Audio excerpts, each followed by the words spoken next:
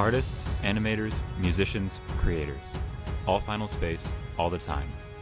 Bringing you exclusive fan experiences and cast and crew interviews, this is Into Final Space, hosted by Gabe Jones. And welcome back to another episode of the Into Final Space podcast, Volume 2. We are at episode 6 of this current season, and today we welcome another one of the incredible storyboard artists from Final Space. I believe this is one of the first opportunities we've had to interview a storyboard artist from the second season of the show, at least with the season completely out. And so I am very excited to have Tyler Turett on the show today. Without further ado, let's get started. Alrighty, hello Tyler. Thank you so much for joining me via Skype today, for helping set up this interview. How are you doing today? I'm good, Gabe. It's nice to meet you. Nice to meet you as well. So glad to have you on the show today. Talk a little bit about your storyboard history with the second season of Final Space. Really excited to have you on. Yeah, I'm excited to be here, man. Appreciate the reaching out and trying to talk to everybody about the show. It's really cool. Yeah, absolutely. Thank you for being willing to come on and talk to us. Yeah. So if you don't mind, we're gonna just start getting into some questions. Yeah, so you are, of course, both a storyboard artist and an animator. You worked on not only Final Space, but BoJack Horseman and Bless the Hearts. Yeah. Some of your recent projects as well. Can you just give us a little bit of your background as an artist? Sure. Like you said, I storyboard. I went to college at a school called California State of Long Beach. Actually went to school with one of the other boarders, Alan Quinn. Yeah, we were buddies in college, and that's kind of where I started learning how to animate. I always drew as a kid, so I just kind of wanted to get into animation eventually. And then, what was the question again? Sorry. Just a little bit about your artistry background. Where you come from, what you worked on. Yeah, so that's kind of where it started. And then while I was in school, I got an internship at Shadow Machine, and I've been working with. Ever since that internship, I worked with them for, ever since I left college. I was an intern on this show called Trip Tank, and I was doing a lot of animation stuff, really mostly like animation. It was really cool. And then they offered me like a full-time storyboard position. And so I worked with them, on some of the projects that you mentioned. And I wanted to do more animation, but it kind of just eventually grew into doing more storyboards. Eventually that led me to Final Space, and I was more than happy to work on that show. And yeah, I don't know what to say. You're good. Yeah, that's perfect. We had Alan and Marissa Fonte on the show. Both really great. Yeah, those guys are awesome. You making the gains with Alan? I know he says he works out in the office a lot. That's Alan. He takes up like 5 seats because he's so giant. But yeah, all very good people. Yeah, awesome. Yeah, and that was that kind of led into my next question of what brought you to Final Space, but just working with Shadow Machine, really really awesome production. Yeah. I guess the interesting thing was with Final Space and me was when I first started working at Shadow Machine, they opened I don't know if you know, a sister studio in Portland, Oregon. So my first real job was over there. I moved to Portland. I'm from Orange County, and then I moved to Portland out of the blue to work on the show called Jefferson Aliens, and And they still have that studio there. They're making the Pinocchio, Guillermo del Toro Pinocchio movie there now. Oh, wow. And it was awesome working there, and I worked on a few shows there. But eventually, I went to LA where there's just kind of more stuff going on, and Final Space. I had to take the test. Alan helped me sort of. I started asking people around and how I could get back on a production that's in the LA Shadow Machine, and I got to test for Final Space, and it was like a really hard test, but I got it done, and then I got it, and that was like Final Space was like my ticket back home, which was a really cool thing, and thankfully it was a really fun show to work on. That's the cool thing about, I guess, Final Space with me is like it helped me bring it back here, and it was a fun experience, and I'm sure I'll answer other things about the show, but yeah, that's kind of how it kind of started. Yeah, that's really cool. That it's more than just another job opportunity. It's Totally. Kind of brought you back home, which is really cool. Totally. Yeah, that's awesome. So just for listeners that don't know, can you just kind of describe what storyboarding is? Sure. Storyboarding is what happens before the animation process that you see in cartoons. So cartoons, when you're making them, you can't just jump right into animation. You have to plan it out, and that's what storyboarding is. And so you're kind of doing a lot of the time more rough, very rough drawings of the characters for the show, and planning out how to visualize what the script is. So we get the script first, and sometimes a radio play, which is like the voice actors doing their work, and we visualize, we interpret that script and that dialogue into our drawings, and we sort of break it down by choosing shots in sort of like a film way. And that's kind of it, I think. Perfect description. Yeah. Thank you so much. And you also mentioned you get the script, and Final Space is of course a script-driven series. Can you kind of explain the difference between a script-driven series like Final Space and something storyboard-driven? Yeah, I could try to, but I've heard, and I know of board-driven shows, but I haven't actually worked on any. Yeah, it's slightly uncommon. Yeah, it seems like it's more common with like maybe Nickelodeon or Cartoon Network. Right. Yeah. Which I hope to get over there one of these days, but so far it's I'm like in this adult animation realm. Right. But yeah, script-driven show is you're handed the script. The writers write the whole show out. They'll still tinker with it sometimes while we're boarding, and so that's another reason why to keep it kind of loose, because if the script changes, then everything you just did is could be out the window. Right. But so we will read the script and go off the audio. But a board-driven show, I think it's more like you're given a rough outline of the script, but yeah, I can't even really answer it that well because I've never done it. But I hear it's like the board artist then comes up with some of the dialogue. They come up with a lot of the dialogue and maybe some of the story elements, but I don't assume it's like that much different, but I would like to try it one of these days. It sounds like it's more challenging to me. When I'm given a script, it's all laid out there. I don't have to like figure out like, am I making this show now? Like Right. Yeah.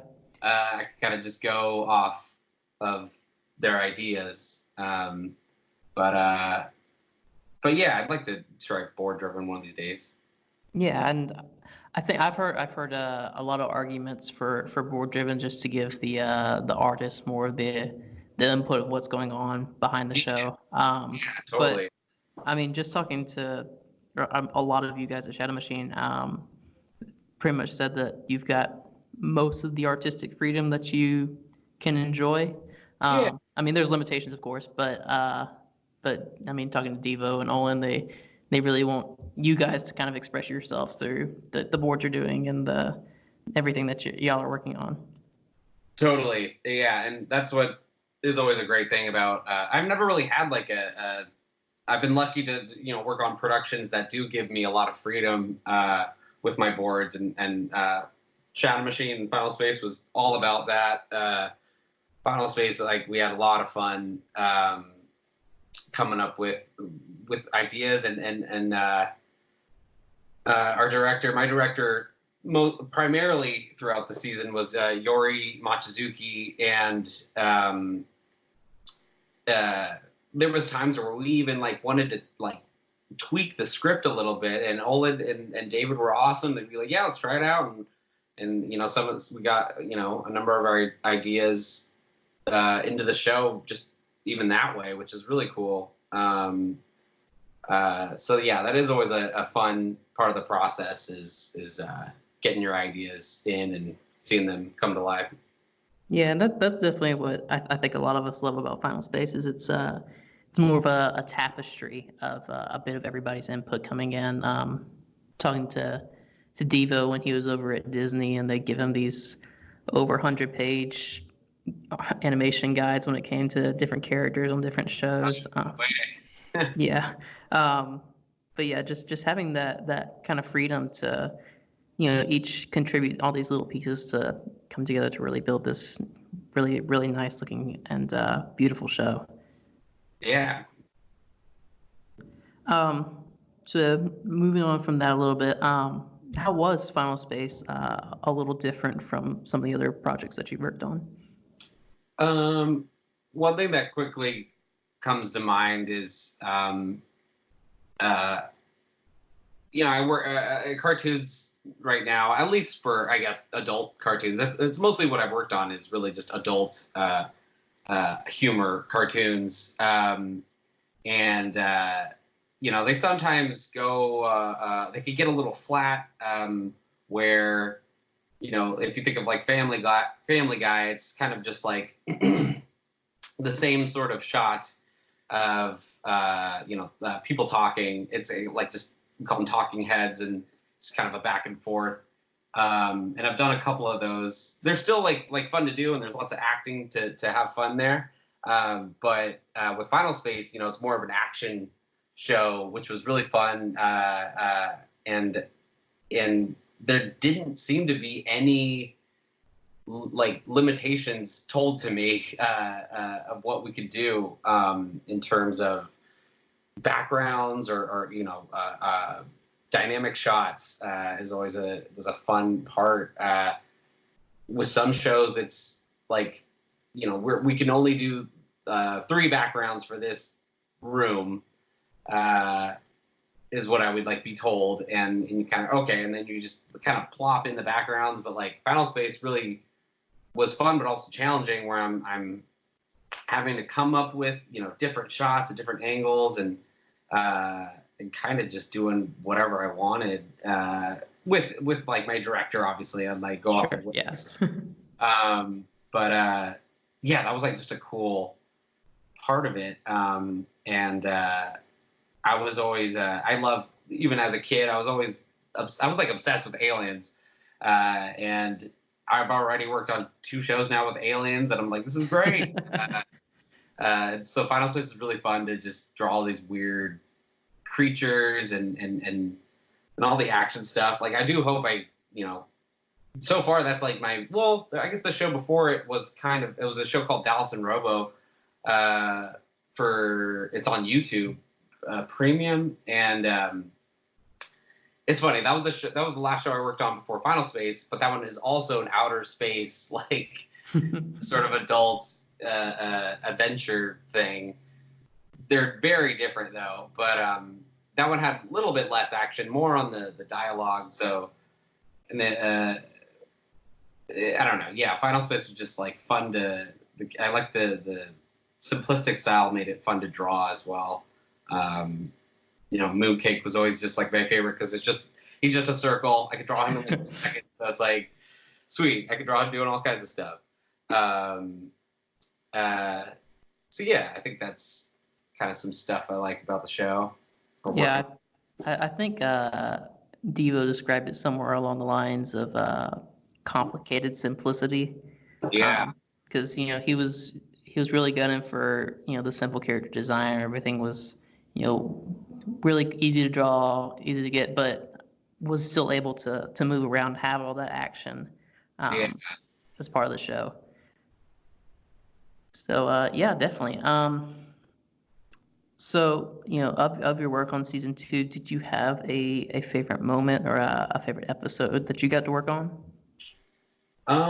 Favorite moment. Gosh,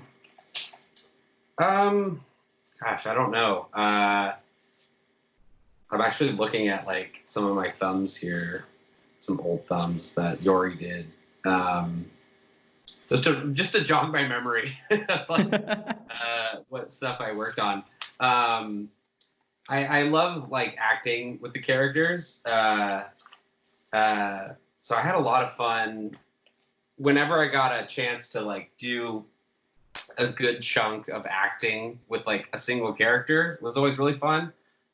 So like Clarence, I remember I haven't even watched the episodes since they came out, but there was an episode later on where it was just Clarence like blowing up at like their dinner table, like dinner party. Yeah. Blowing up at his kids, and there was a bunch of acting there. I don't even know what it looks like. It might look even different, but he was always fun to act with. And I got a lot of side characters. I got the one-off characters a lot. 2 in particular, I guess, that come to mind that are memorial to me is Fraskenhauer and the guard. Like, it was such a random character, but he was the guard to the prison where his mom's at. He's the guard on the walking definitely. in. Those 2 characters, I don't know. I just had a lot of fun acting with them, and then even seeing the animation, they added like some cool bits. But like, it was very like it was a simple sort of shot, but it was just fun to come up with all the acting with those characters. And Fraskenhauer also just to like, he's got all those arms, so that was also a challenge in itself. I kept getting a lot of Fraskenhauer. There was like, I think I did all the Fraskenhauers except for one in the show, and he was always fun because he was always like Clarence, like every time he's such a weird character. But and I remember his parts with. It gets a little vulgar with like where his hands are coming out of sometimes, and like that was like, something. Me and my director, sometimes I'm up there talking to Yori for like 20 minutes, and we're like, "How are we gonna do this?" And so that was like just a fun part. Is you get the script and it's like our pulls a hand out of a weird place for Clarence to shake his hand, and so it was up to us to like come up with how we're going to do that. And we did this, obviously it's like coming out of his rear end, but we're trying to like hiding it in a way to and it got so weird, and, and so you're up there and talking about the weirdest stuff. The first scene I ever did was the pee scene, cold open. So I was like, first week going into work, and I'm like, "Hey, Yori, nice to meet you." And then he's like, "Yeah, nice to meet you." He's like this super nice, cool guy. And then he's like, "So we're gonna board out a piss fight," and that was an interesting start to the show for sure. Yeah, definitely. Yeah, so I don't know. I'm going ranting off now. I feel. Oh no, you're absolutely fine. I mean, it's awesome to hear your different stories and different moments from the show. And Yeah, I think a lot of the Clarence stuff. Conan's just such a versatile actor. Yeah, A lot of the stuff he does is really fun to listen to. I agree. Yeah, his voice is just. I think it's the way he delivers his lines. You know, he's over the top, so it's like over the top. I feel like is usually more fun to board because you get to do like the more crazy poses. And he's he's just ridiculous. So he was, and Clarence is also very, he's a small and kind of easy character to draw. So he was just fun to play with. Definitely, yeah. And so moving from that, I have to ask everyone, who is your favorite character from Final Space? Well, I gotta. I mean, it could be Clarence, honestly, just because of based off the acting, at least. I guess that's my experience. Like when I worked on the show, I loved doing Clarence. Oh no, Hugh, but also Hugh. Yeah, Hugh and Clarence. Hugh, I got some fun Hugh stuff out of the show. I did like. I boarded like the whole B plot of Mooncake getting fat, and and that was like all I did on that whole episode. Like that was my focus was Yori gave me all the scenes with that B story, and Hugh with like I went into this. I went into the show and I'm like, okay, Hugh, I love the design. He's fucking awesome. But how do I emote with this character? And I'm like, does he have eyelids? And I remember halfway through the show, we're like, does he have eyelids? Some people would board him, like he would squint his eyes. But I'm like, I don't think he has eyelids. And right, yeah. He never did. And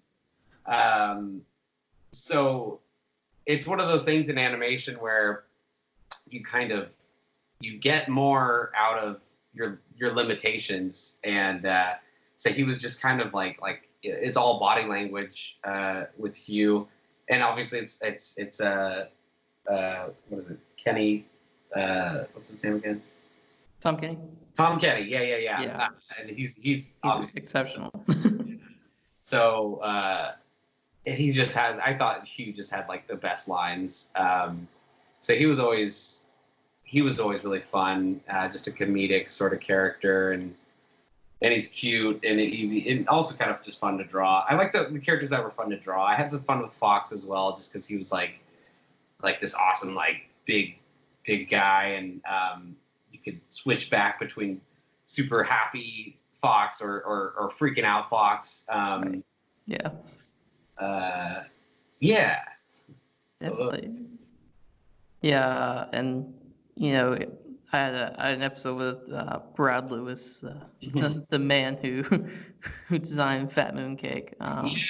Oh my God! As he's designated. So the funny thing, I feel I hit myself for not thinking of this, but I was doing all the Fat Mooncake stuff, and the board artists sit in a different room from the designers. But we would have to go through the design room if we wanted to, just go wherever. And so I'd stop by there sometimes and see what they're doing. And then it was Brad or was somebody. It must have been Brad, yeah. And they added a huge butt, to Mooncake. And I never even thought of that. And I never did that in my boards. And I was like, I love this, and I wish I came up with this. It was so funny to see that, and I was like, no fucking way. Brad's awesome too. Yeah, the designers really made that show so much. Yeah, it's always really great to talk with just everybody, just different moments and stuff like that from the show. But yeah, we got one last question, and then we'll wrap it up. What would be your advice to anyone interested in pursuing a career in storyboarding? I'd say practice drawing. You can boarding, at least the way I've experienced it, is a lot of drawing, and it's helpful to be good at drawing anatomically correct characters, and but also that's only half of it, and the other is like I guess a understanding of cinematography. This is all stuff I could also get better at. Every day, and when I work on these shows, I get a little bit better, and I learn more from each show. Like Final Space, as an example, you doing different shots, different angles. But I think those are two things that are helpful to know. Kind of, I always just listen to my gut when I'm boarding. When I'm coming up with acting, I kind of reflect on my own personality of how I would sort of act and move, and I'll act it out at my desk to kind of really feel it out. I feel like that's how you get better acting, and I think it's important to you're making this show, but it should be something fun and fun to watch. So I'm always trying to do like weird poses if I can, I guess.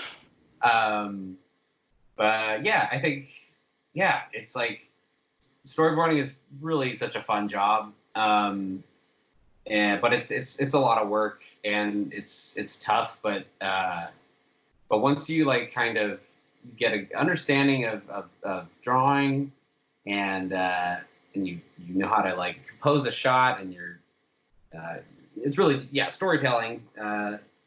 Then I think anybody can do it.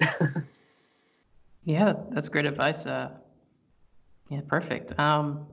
Thank you so much for coming on the podcast and chatting with us today. No problem, Gabe. It was a pleasure. It was nice meeting you. I'm glad we have someone like you to like do something like this. Like I don't even know. I've never done a podcast, so it's like this is like neato to me that you do this.